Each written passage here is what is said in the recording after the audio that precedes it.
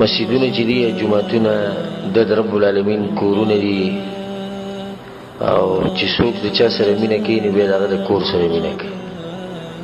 نو ته چې بچا ډېر مینې هغه د کور به مو ستا خوښي، هغه د کور ته د تګ راتګ به مو ستا خوښي. مسجد په عربۍ کې هر هغه ځای ته وایي چې هلته سجده لګولی کېږي او دا د سجدې فضیلت دی چې الله دغه ځای له دا سجدې نه دا نوم ورکړی دی نو مسجد یې ورته ویلي. دې جوماتونو د اصلاح رب العالمین ور ډېر څه ورکوي. ځکه حدیث کې راځي، امام طبراني راوړی دی، عبدالله بن مسعود رضی الله عنه حدیث دی، د غوږ کې دی، الله وایي ان بیوتي فی ارض المساجد، په دې ځمکه کې زما کورونه چې دي هغه جوماتونه یې د رب العالمین کورونه یې، وان زواري فیها عمارها، او زما زیارت کوونکي هغه خلک دي چې څوک دا کورونه آبادوي، چې دا کورونه څوک آبادوي نو دوی زیارت کوونکي. فطوبى لعبد تطهر في بيته، نو دا هغه سړي دپاره به په جنت کې یو خاص ونی الله وی ګورئ، وی هغه سړي دپاره خوشحالیانې دي چې په خپل کور کې اودس وکړي، چاردام وکړي، ثم زارني في بيتي، نو بیا زما زیارت له راشي کور ته. کور ته چېرته راشي؟ جومات ته راشي. نو بیا وی الله وی نو چې بیا یو سړی د چا زیارت له ورشي نو چې په چا پسې ورغلی نو په هغه باندې حق یې نو هغه وله بیا ښه مېلمستیا کوي. مطلب د رب العالمین د خبرې دا دی چې زه بیا د دغه انسان ډېر ښه مېلمستیا کوم کوم سړی چې په ما پسې راشي.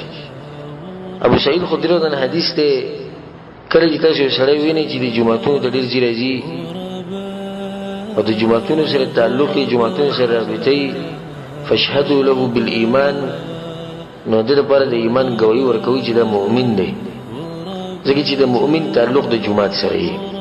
ظاهري خبره ده چې یو سړی دمخانې ته ځي راځي او یو سړی لوبو له په مخه ځي راځي نو مونږ ګواهي ورکوو چې لکه دا اولنی سړی ډم دی، دویم سړي ګواهي په دې ورکوو چې د لوبو سره شوق دی، پالتو انسان دی. دا دریم چې کوم په پالتو مجلسونو کښېني دا ګواهي ورکوو دا دروغجن دی، دې دغه مجلسونو کې نشي له دروغ وایي، غیبتونه کوي. یو سړی جومات ته ډېر ځي راځي د هغه دغه ګواهي ورکوو چې دا انشاءالله مؤمن دی چې جومات کې ډېر نه شي. نو ګوره رسول صلی الله علیه وسلم چې د دپاره به دا ګواهي ورکوئ، او دا حدیث امام ترمذي رحمه الله راوړی. ګوره د قیامت د سختو ته چې هغه ته اوس ته معلومې دي او موږ بار بار بیانې کړي دي، څومره عجیبه سختې به د قیامت په ورځ، خو په دغه ورځ به رب العالمین دغه خلکو له د کوم تعلق او رابطه چې د دې جوماتونو سره یې هغو له به امن ورکوي، هغو په اطمینان کې. ذکر ابو هريره حدیث ته سبعه يظلهم الله في ظله يوم لا ظل الا ظله، وکسان دي چې الله به د قیامت پر ورځ د عرش سورې ورکوي، هغه ورځ چې بل سورې به نه وي، الله د عرش په سوري کې به ودرېږي. یو کس به کې ذکر کړی دی وو کسانو کې، ورجل قلبه معلق بالمساجد، او هغه سړی چې د هغه د زړه تړلی شوی به دې جوماتونو پورې. جومات هغه ځای دی چې په هغې کې مؤمن د دنیا د غمونو کې چې کله ستړی شي نو دغه ځای ته راځي. دې ځای کې مسلمان ته یو اطمینان میلاویږي، یو سکون میلاویږي، د دنیا د غمونو نه انسان لږ دمه شي، راشي په دې باغچه کې ځان له وګرځي، ځان له څه مېوې راوشوکوي. لکه څنګه چې کله سړي ساه ډوب شي نو دې باغچې پورې وځمه، دې پټي پورې وځمه، ګورې هلته یو چکر ولګوم، ځان له به څه مېوې راوشوکوم. دا د مؤمنانو باغ دی. دلته مؤمنان راشي نو هغوی ساه زیات شي، دلته چې مؤمنان راشي د دنیا د دې غمونو نه دمه شي. جوماتونه هغه ځایونه دي چې په دې کې زموږ د رب دین بیانولی کېږي، قرآن او حدیث، د ذکر حلقې. رسول صلی الله علیه وسلم یو حدیث کوي، د ابو هريره حدیث ته امام مسلم راوړی دی، مجتمع قوم فی بیت من بیوت الله، کله چې یو قوم د الله په کورونو کې په یو کور کې راجمع شي، یتلون کتاب الله ویتدارسونه بینهم، د الله د کتاب لولي او دغه وی او په دې ځان پوه کوي، د الله په دې باندې ځان پوه کوي، الا نزلت علیهم السکینه، الله یو خاص سکینه او اطمینان د دې خلکو په دې زړونو کې راکوزي. د رب العالمین د طرف نه اولنی انعام په دې خلکو باندې، دویم وغشیتهم الرحمه، د الله رحمت په دې راوري. وغشیتهم الرحمه مطلب چې د رحمت کې دوی ډوب پراته دي د رب العالمین په رحمت کې. وحفتهم الملائکه، او د ملائکه راکوشي د اسمانونو او د وزري چې د خوري کړي او چپ چاپیره د خلکو نه ولاړ. ځکه چې اوچت خلک ناست او په اوچت ځای کې ناست دي، چا په کور کې ناست دي. کله چې ته چا کره مېلمه شي ورشي د غټ سړي کره، نو چوکیداران یې په دروازه ودرولي چې مېلمه ته څوک څه ونه وایي. ځکه غټ سړي کور ته تللی که نه، چې د رب العالمین کور ته راشي نو ملایک به درته ولاړي، الله به باندې رحمت راووري. وذکرهم الله فی من عنده، ټول غټ نعمت دا دی چې الله د دغه خلکو تذکره به په اسمانونو کې کوي. ملایکو ته وګوره زما بندګان چې کوم ناست دي. حدیث کې راځي او ډېر عجیبه حدیث ته امام طبراني راوړی دی، ان المساجد بیوت المتقین، وایي د جوماتونه چې دي دا د تقوادارو خلکو کورونه دي، دا د تقوادارو خلکو څه دي؟ کورونه دي. نو بیا وایي چې د چا کور چې دی جومات شي، ضمن الله له بالروح والرحمة والجواز على الصراط إلى الجنة. نو بیا درې شیونه ګرنټي ته ملاویږي چې کله د جومات د خپل کور کې د الله له طرف نه خوشحالیانې، د الله له طرف نه رحمت، او په پل صراط باندې به تېرېږي او جنت ته به ننوځي. د دې درې ضمانت ته په دې حدیث کې ملاویږي، ګرنټي، په شرط دی چې ته د جوماتونه خپل کور وګڼې، دې ته ډېر د عزت او د تکریم او د تعظیم په نظر باندې ګوري. د خپل کور یې ولې ویلي؟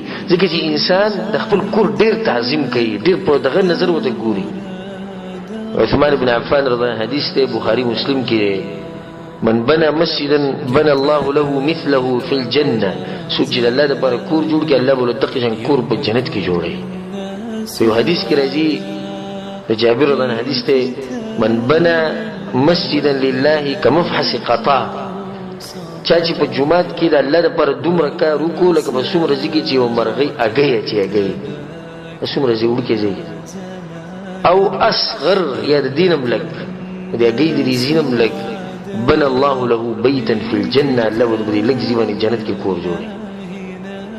په دغه معمولي ځای باندې چې د دې مرغۍ په څومره ځای کې اګۍ اچي، څومره ځای چې دغه امر یا د دینه لږ کمی، د دینه کم دی هم څه خبره نه، خو چې الله دپاره د پکې دا خواري وکړه په جومات کې، الله به د دې په بدله کې په جنت کې یو بنګله درکوي. جومات ته په تلو راتلو باندې ځان عادت کول پکار دي، که هغه ګرمي ده او که هغه یخني ده. دا بعض کسان بس معمولي غونډه کې باندې ګوري، بیا به ډېره کې پراته، نن ګرمي ده، موسم ډېر ګرم دی، او نن چې د یخني ده یو نشم تللی، دا ته به ځان عادت کې. که د شپې تیاره وي په دې کې به هم ځي، که د لار ګرانه وي بیا به هم ځي. ځکه چې یو حدیث دی، ابو موسی شریعه حدیث دی، وی رسول صلی الله علیه وسلم چې ان اعظم الناس اجرا في الصلاه ابعدهم الیه ممشا فابعدهم، ډېر اجر به د منځونو هغه چاته میلاویږي چې څوک ورته د لرې نه پیاده راځي، دې خلکو ته به ډېر زیات اجر میلاوي. او یو بل حدیث وته د بریده رضی الله عنه حدیث ته، رسول صلی الله علیه وسلم بشر المشائین فی الظلم الى المساجد بالنور التام یوم القیامه.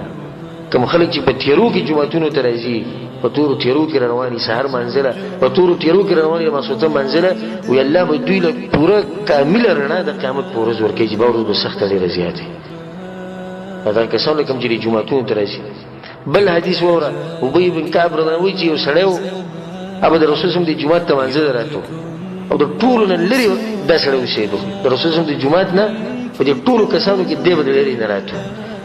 وکان لا تخطئه صلاه، دا عجیبه خبره چې دنه مونځ نه پاتې کېده، چې موږ جومات ته راغلو سړی به ناست او ډېر لرې نه به دی راته.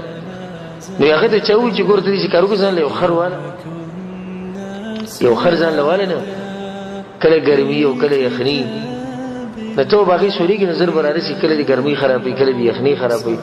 د مدینې ګرمي او د مدینې یخني د دواړه معروف دي، او په هغه وخت کې نه هغه ورته وایي چې نه، که څوک راته دا ووایي چې ستا دا ټول کور چې ته د رسول صلی الله علیه وسلم د جومات د خوا کې ږدو زه یم چې نه، ته خو دا خبره کوي ځان له خر واله. ولې؟ وایي زه دا غواړم چې الله دا ولیکي او ملایک زما دا خبره ولیکي چې دی منزله ځي راځي. رسول صلی الله علیه وسلم ته چا دا خبره وکړه، رسول صلی الله علیه وسلم قد جمع الله لك ذلك كله، نو بیا هغه ته هم دا ووایي چې الله ولله هر څه لیکلي. یو مسلم دا حدیث راوړی، هغه ته بیا دا ووایي چې الله ولله هر څه لیکلي.